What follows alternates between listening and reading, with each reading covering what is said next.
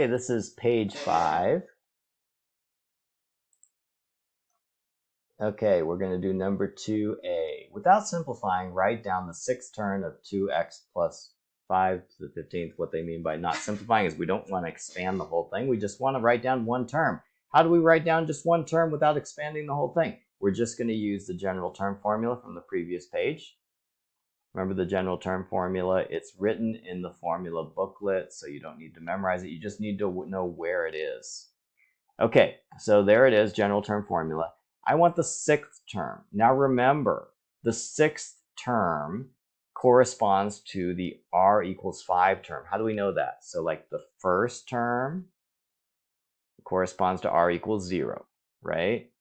The second term corresponds to r equals 1. The third term corresponds to r equals 2. So it's always one less, right? So the sixth term would be r equals 5. So basically what they want to know is fill in everything, and we know that r equals 5. We easily know the rest of it because we've already been, for a while, saying that this is a and this is b. This is an easy b. It's just a positive there, so we don't even need to worry about the sign.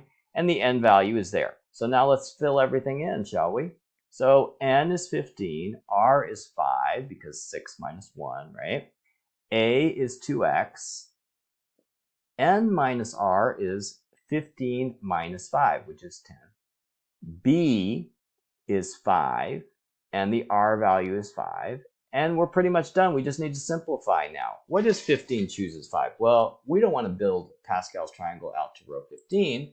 So let's do math, probability, and chooses r. And then we're just going to do 15 chooses 5. And it's 3003. 3003. So I'm going to put 3003. 2 to the 10th, that's 1024. X to the 10th. And 5 to the 5th. What's that? 5 to the 5th. Let's ask TI-84. 3125. Oops, 3125. Oh, actually what they mean by without simplifying is they don't want us to do all of this, but we did it. Okay, simplifying further, I would multiply 3003, 1024, and 3125 together. Since I already did all this work anyway, let's go ahead and go all the way, shall we? But they said without simplifying, so I don't need to go this far. I could just leave the components without multiplying them out. We'll do that next time. Save a little bit of work. Oh my God, look at that. That's why they didn't want to simplify it. It's this huge number. Be careful and don't make a mistake on writing the number of zeros down. It's 5 zeros here. 1, 2, 3, 4, 5. Okay, so this is the coefficient, and the variable part is x to the 10th. They want the term, so I need to put both the coefficient and the term. Okay, let's find the 10th term of this one here. So in this one, the a value is just x. The b value is negative 2 over x, and the n value is 17. So let's fill in the general term formula. We're going to put in 17 chooses, and we would put 10, but it's not 10, it's 10 minus 1, right? Because the r value is 1 less than the ordinal number. A value is x to the n minus r. Remember, n is 17. R is not 10, it's 9. And b value is negative 2 over x to the what power? To the r power. So the r is the 9, value 9 again. Okay, so now it says don't simplify. So we can just stop right here. I'm just going to do one more little simplification, which is I'm going to do 17 minus 9, which is 8. Okay, and then I'm not going to simplify the rest because it says not to. Okay, all right, I'll just leave it like that. That's what they said, don't simplify. So I didn't even do 17 chooses 9, although that's the easiest part. You can do it in the calculator, right? Okay, let's move on to number 3. Consider the expansion of this binomial expansion to the 7th power. Write down the general term of the expansion. Okay, what do they mean by write down the general term? In this case, they don't just mean write this down. They mean actually fill in what you know. What do we know? We know that N is 7. We know that A is X, and we know that B is B. Oh, that's good. B is actually B and not something else. Okay, so we're going to do 7 chooses R. We don't know what the R value is. That's why it's the general term. The A value is X, N minus R, so 7 minus R. And then we know that B is B, and to the R. Now, this is the general term for this expansion. It's still the general term because we don't know what R is. All right. Find B given that the coefficient of x to the fourth is negative 280. Okay, what the heck does that mean? So what they mean is there's going to be a term which is negative 280 x to the fourth, okay, because negative 280 is the coefficient, x to the fourth is the variable part. Let's set it equal to this and see what happens. They say find B if that's a term, and general term is equal to all the terms as long as you vary it to the right value of R. So let's check what matches with what. Okay, so the number part, or the variable part, is x to the 7 minus R, x to the fourth, right? These are the two variable contributions. The B is a number, okay? And 7 chooses R is a number. So those two combine to be negative 280. All right? So let's see. X to the 7 minus R equals x to the fourth, which means that 7 minus R equals 4, which means that R equals 3, right? So if R equals 3, then we know everything. Let's see. Let's fill it in. 7 chooses 3, x to the fourth, we knew that, and b to the 3. That is equal to negative 280 x to the fourth. Now the x to the fourths cancel out, right? So what that means is 7 chooses 3, b to the third is equal to negative 280. All right, so now what we need to do is figure out what 7 chooses 3 is. We definitely don't have that one memorized. So we do math, probability, and chooses R. 7 chooses 3, 35. So 35b cubed equals negative 280. Now it's just an algebra problem. Negative 280 divided by 35.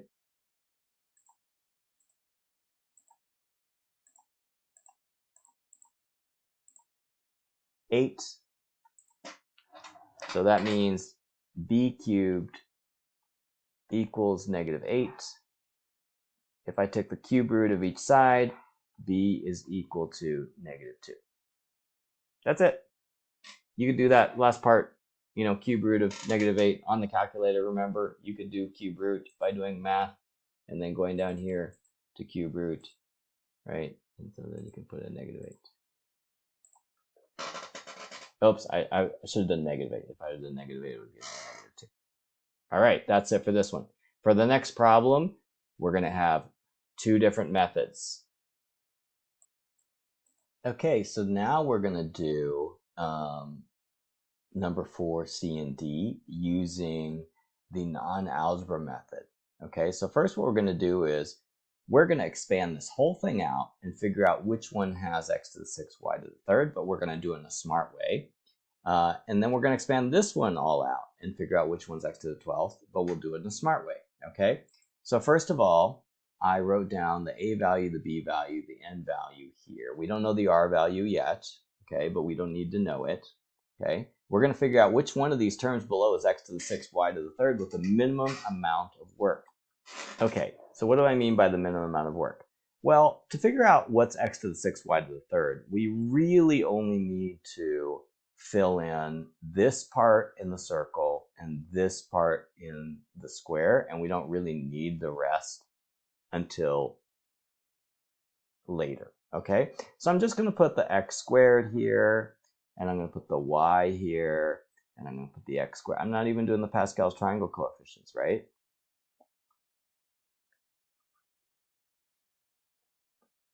How many of these do I do? Well, since it's, I think it's n equals 6, I'm going to have 7 of these. So 1, 2, 3, 4, 5, 6, 7. Okay, so it'll be across the whole thing. And one last one. Okay, and then I need to put on the powers, right? So I start with the power of 6 because n equals 6.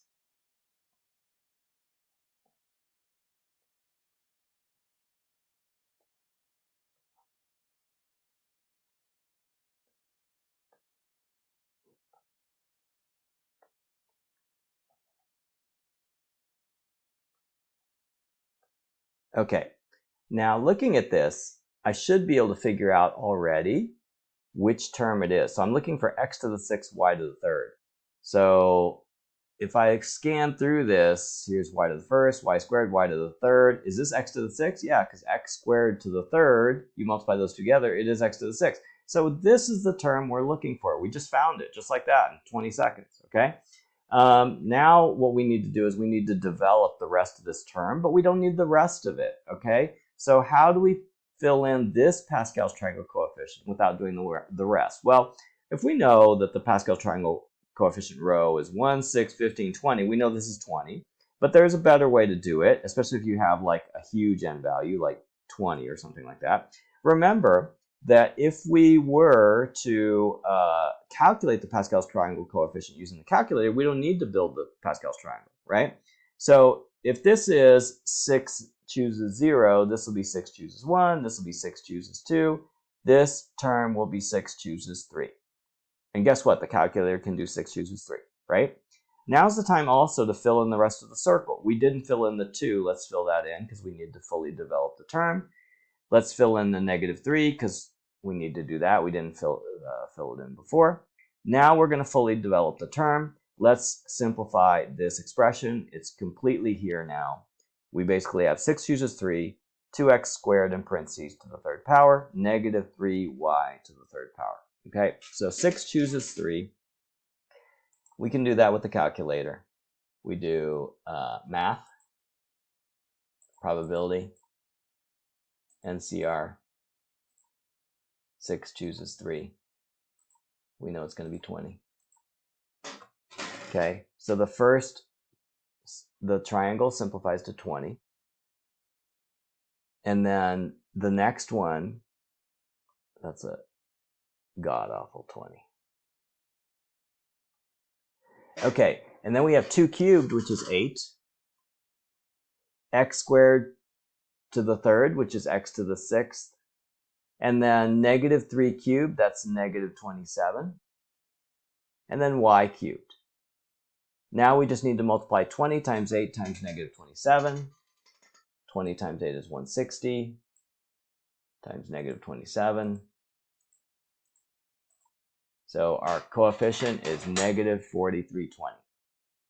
Our answer here, they're asking for the coefficient, so the answer would be -4320. If you were going to write the term, you would write -4320, x to the 6th, y to the 3rd.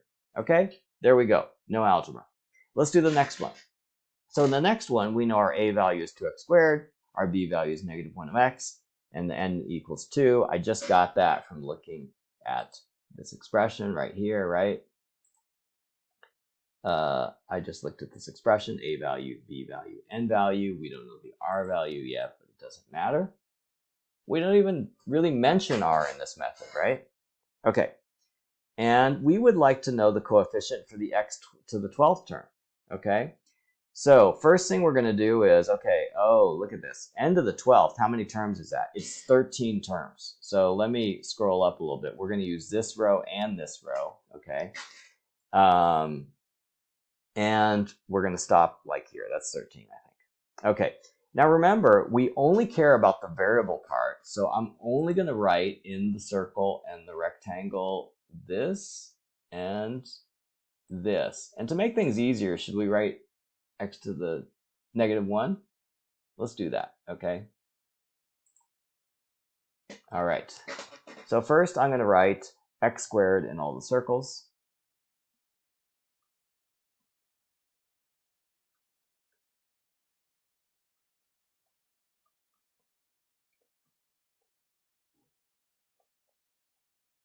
Now, if you're doing this on an exam, I think it's kind of good to take a blank piece of paper and turn it on its side so that you have the maximum amount of width, and do the problem on there, right? Don't scrimp on paper. For b, let's see, negative 1 over x, the only part that matters is the x in the denominator, so that would be x to the negative 1. So I'm going to put x to the negative 1 in all the squares.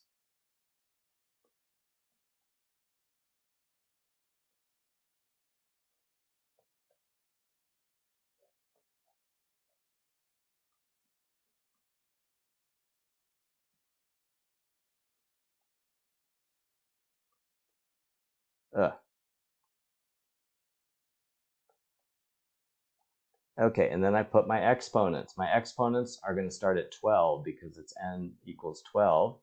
12, 11, 10, 9. The pencil's getting a little weird. A little slow, you see. 6, 5, 4, 3, 2, 1, 0. And then I'm going to do 12 starting at 0. 1, 2,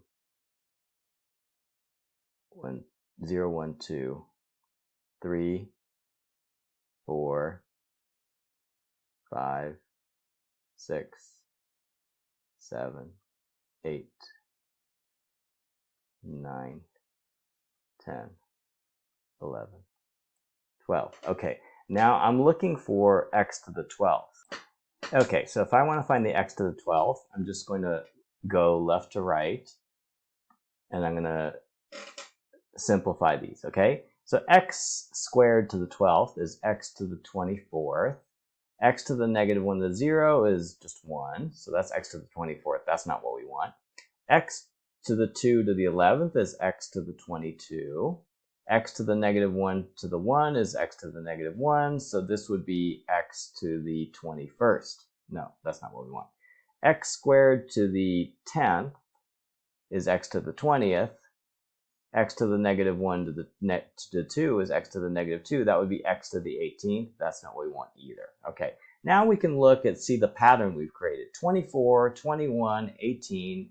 It actually descends counting by 3. So now we can just do that. We could say that this one's going to be x to the 15th. We can go back and check the ones that this one's going to be x to the 12th. Oh, it's this one.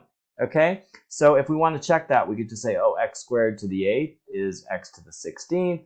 X to the negative 1 to the 4th is x to the negative 4th, and if we simplify these, it will give us x to the 12th. It is indeed this term. Now all we need to do is fully develop this term. We're going to fill in completely the a value, which is 2. We're going to fill in completely the b value, which is negative x to the negative 1. And then we're going to put in the Pascal's triangle coefficient, which we don't know what it is yet. But we know that the first Pascal's triangle coefficient is 12 chooses 0. The second one is 12 chooses 1. Make sure you put 12 chooses 0 and not 12 chooses 1 for the first one. This is 12 chooses 2. This is 12 chooses 3. And this is 12 chooses 4. Okay, so 12 chooses 4 is the Pascal's triangle coefficient. We can figure out what that is using the calculator. So we'll just go up and grab this one. 12. Oops. Okay, we'll go get math, probability. If I would have pressed the left arrow, it would work. But 12 chooses 4. Enter. So the answer is 495. So my Pascal's triangle coefficient is 495. I should have written that a little bit over to the left. 495. And then 2 to the 8th. 2 to the 8th is 256.